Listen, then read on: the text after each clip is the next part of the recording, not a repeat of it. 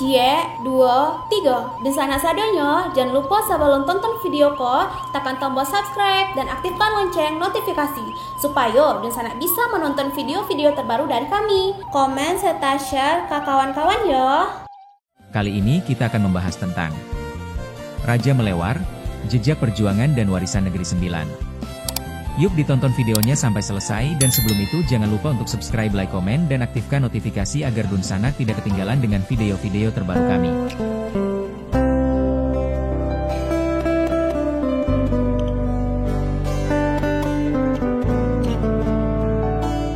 Negeri Sembilan, salah satu negara bagian di Malaysia, memiliki sejarah unik yang syarat dengan nilai budaya dan hubungan lintas negara. Di balik kemakmurannya saat ini, Negeri Sembilan menyimpan kisah heroik tentang pemimpin pertama yang mempersatukan wilayah tersebut, yaitu Raja Melewar. Awal kehadiran Minangkabau di Negeri Sembilan. Jejak sejarah Negeri Sembilan erat kaitannya dengan migrasi orang Minangkabau dari Pagaruyung, Sumatera Barat. Pada abad ke-14, perantau Minangkabau mulai menetap di wilayah tersebut, melalui jalur perdagangan yang membawa mereka ke Rembau. Awalnya, mereka hidup di bawah perlindungan Kesultanan Malaka, lalu Kesultanan Johor setelahnya. Namun, memasuki abad ke-17, Negeri Sembilan menghadapi situasi genting akibat ancaman dari Kerajaan Aceh terhadap Kesultanan Johor. Kekacauan ini memunculkan kebutuhan akan pemimpin baru yang mampu mempersatukan masyarakat dan menjaga stabilitas wilayah. Raja Melewar, pemimpin dari Pagaruyung. Pada tahun 1773, Raja Melewar dikirim oleh Raja Pagaruyung untuk memimpin Negeri Sembilan. Kedatangannya bukan tanpa tantangan, karena ia harus menghadapi konflik internal yang melibatkan Raja Hatip, saudaranya sendiri, yang berambisi merebut kekuasaan. Perang saudara antara Raja Melewar dan Raja Hatip mewarnai awal pemerintahannya. Setelah melalui pertempuran sengit, Raja Melewar berhasil mengalahkan Raja Hatip, sekaligus menunjukkan kapasitasnya sebagai pemimpin yang kuat. Konflik dengan penghulu Naam.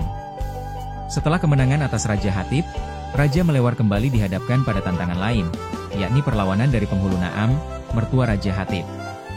Beberapa kali pertempuran terjadi antara keduanya, hingga akhirnya Raja Melewar memutuskan untuk mengakhiri konflik melalui musyawarah dengan para penghulu Negeri Sembilan. Keputusan yang diambil cukup ekstrim namun efektif. Kepala penghulu Naam dipisahkan dari tubuhnya, lalu dikuburkan di dua bukit yang berbeda. Langkah ini membawa akhir dari ancaman penghulu Naam, sekaligus meneguhkan kekuasaan Raja Melewar di Negeri Sembilan. Warisan Raja Melewar. Kepemimpinan Raja Melewar menciptakan fondasi bagi sistem pemerintahan adat yang menjadi ciri khas Negeri Sembilan hingga kini.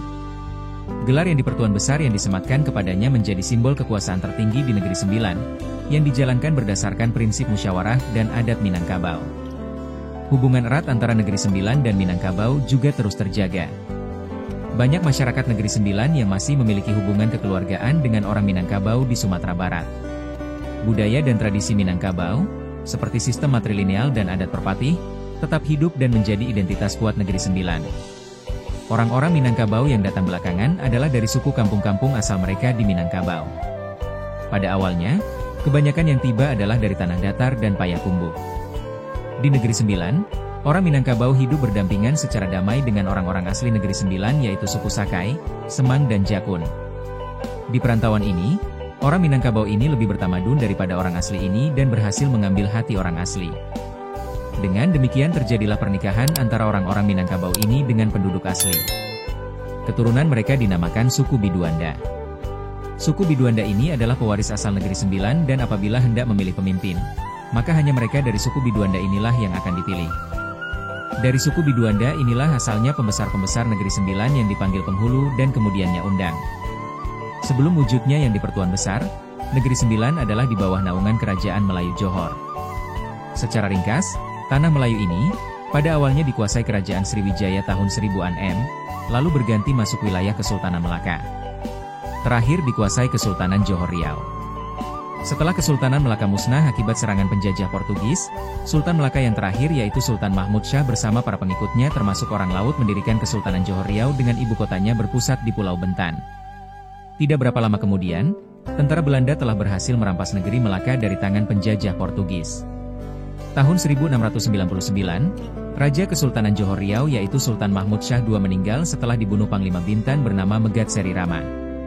Karena Sultan Mahmud Shah II belum beristri dan mempunyai anak, maka Bendahara Johor yaitu Tun Abdul Jalil telah melantik dirinya sendiri sebagai Sultan Johor Riau yang baru dengan gelaran Sultan Abdul Jalil IV. Melihat keadaan ini, keluarga Sultan Mahmud Shah II tidak menerima pelantikan Tun Abdul Jalil. Mereka menuduh Tun Abdul Jalil telah terlibat dalam pembunuhan Sultan Mahmud Shah II. Keributan dan kekacauan pun terjadi di Johor. Perebutan kekuasaan dan pembunuhan telah mengganggu roda pemerintahan di Johor. Dampak dari kekacauan ini juga melanda Negeri Sembilan. Negeri Sembilan pun menjadi tidak aman karena goyangnya Kesultanan Johor Riau. Pada pertengahan abad ke-17 itu, Kerajaan Melayu Johor sedang diancam orang-orang Aceh di bawah pemerintahan Sultan Iskandar Muda Mahkota Alam, 1607-1636. Ini menjadikan Kerajaan Melayu Johor tidak mampu melindungi Negeri Sembilan. Pada waktu yang sama, orang-orang Bugis yang dikepalai Daeng Kemboja telah memasuki Negeri Sembilan membuat huru-hara. Mereka memaksa orang-orang Negeri Sembilan keturunan Minangkabau mengakui Daeng Kemboja sebagai raja di Negeri Sembilan. Ini bertentangan dengan pendirian orang-orang Minangkabau ini.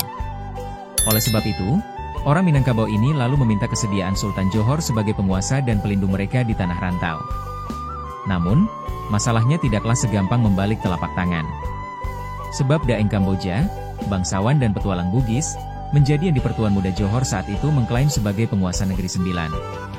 Untuk diketahui, Daeng Kamboja adalah anak dari Daeng Parani, saudara tertua dari 5 bersaudara dari Bugis Lu yang datang merantau ke Semenanjung, Daeng Parani, Daeng Marewa, Daeng Celak, Daeng Manambun, Daeng Kemasi. Orang-orang Minangkabau di perantauan ini jelas menolak mengakui kekuasaan Daeng Kamboja.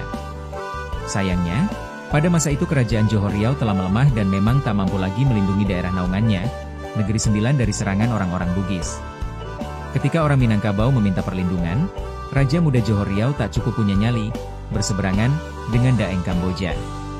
Kepada orang-orang Minang, Raja Johor, Sultan Alauddin hanya menganjurkan agar orang Minangkabau di negeri sebelah darat, Negeri Sembilan, mendatangkan saja pemimpin dari negeri asal mereka, Minangkabau.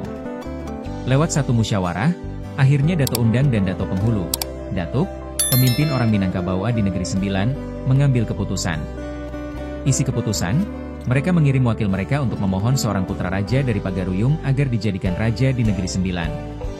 Lalu, diutuslah 2 orang, yaitu Panglima Bandan dan Panglima Bandut menghadap Raja Pagaruyung saat itu, Sultan Abdul Jalil, atau nama lengkapnya Raja Abdul Jalil Berdaulat Raja Alam Minangkabau. Ada juga informasi yang menyebutkan, bahwa yang diutus Dato Undang dan Dato Penghulu menghadap Sultan Abdul Jalil adalah Sultan Karo atau Panglima Hitam. Panglima Bandan dan Panglima Bandut begitu bertemu dengan Raja Pagaruyung, Sultan Abdul Jalil, lalu menceritakan bagaimana caranya keadaan Johor dan Negeri Sembilan ketika itu. Keadaan perantau Minangkabau di Negeri Sembilan sudah tidak aman dan nyaman lagi. Keributan hampir terjadi setiap waktu. Mendengar cerita ini, Sultan Abdul Jalil pun bisa memahami keadaan Negeri Sembilan. Dan bisa menerima permintaan dari Panglima Negeri Sembilan ini, yaitu mendatangkan seorang raja dari Pagaruyung untuk membantu memerintah dan mengamankan Negeri Sembilan. Raja Melewar, anak Raja Abdul Jalil yang bergelar Sultan Munim Shah III. Ketika itu, Raja Abdul Jalil yang bergelar Sultan Munim Shah III itu memiliki beberapa putra yang memiliki hak yang sama mewarisi jabatan sebagai raja. Di antara anaknya memiliki kemampuan fisik dan batin adalah Raja Sulaiman, Raja Hatib dan Raja Mahmud. Batu ini merupakan sebagai satu tempat ujian bagi anak-anak raja yang mesti lulus sebelum ditabalkan menjadi raja di Negeri Sembilan. Berdasarkan mufakat Basa 4 Balai, diputuskan anak raja yang akan diangkat sebagai bakal raja di Negeri Sembilan harus dapat melewati ujian. Ketiga anak raja itu lalu melalui ujian fisik, pencaksilat, memainkan senjata tajam, dan kebatinan, batin, dari Raja Pagaruyung. Di samping itu, mereka harus tidur semalaman di atas batu kasur beralaskan daun jelatang niru bertempat di bawah beringin 3 sakti di Gudang Balai Janggo dalam Koto Pagaruyung di bawah Bukit Batu Patah dengan adat upacara diraja. Dalam ujian berat tersebut, hanya Raja Mahmud yang lulus ujian. Lewat satu upacara adat kerajaan, Raja Pagaruyung, Abdul Jalil Berdaulat Raja Alam Minangkabau lalu melewarkan bahasa Minangkabau, mengumumkan atau memberitahukan pergantian nama Raja Mahmud menjadi Raja Melewar. Sejak saat itu, resmilah nama Raja Melewar melekat pada diri Raja Mahmud. Raja Pagaruyung, Abdul Jalil Berdaulat Raja Alam Minangkabau pun melepas keberangkatan Raja Mahmud ke Negeri Sembilan. Ketika akan berangkat ke Tanah Malaka, Raja Mahmud membawa sehelai rambut gomba pusaka yang ada di kepala ayahnya, Raja Abdul Jalil. Rambut ini sebagai simbol atau pertanda bahwa dirinya lah sebagai bakal raja resmi dan disetujui Raja Pagaruyung untuk memimpin di Negeri Sembilan. Rambut sehelai ini, jika dimasukkan ke dalam sebuah batil atau cerana, akan penuh batil atau cerana itu. Benda pusaka itu masih tetap digunakan bila menobatkan seorang raja baru di Negeri Sembilan hingga saat sekarang. Kisah Raja Melewar menggambarkan pentingnya kepemimpinan yang bijaksana dan keberanian untuk menghadapi tantangan. Perjuangannya bukan hanya tentang memenangkan pertempuran, tetapi juga membangun harmoni melalui musyawarah. Sejarah ini mengingatkan bahwa persatuan, meskipun lahir dari konflik, dapat menjadi kekuatan besar dalam menciptakan stabilitas dan kemakmuran. Negeri Sembilan, dengan warisan sejarahnya yang kaya, menjadi bukti nyata hubungan budaya yang erat antara Malaysia dan Indonesia, khususnya Minangkabau. Sekian mungkin sedikit cerita tentang Raja Melewar, jejak perjuangan dan warisan Negeri Sembilan. Semoga bisa menambah pengalaman dan ilmu teman-teman. Sampai bertemu lagi di video-video kami selanjutnya.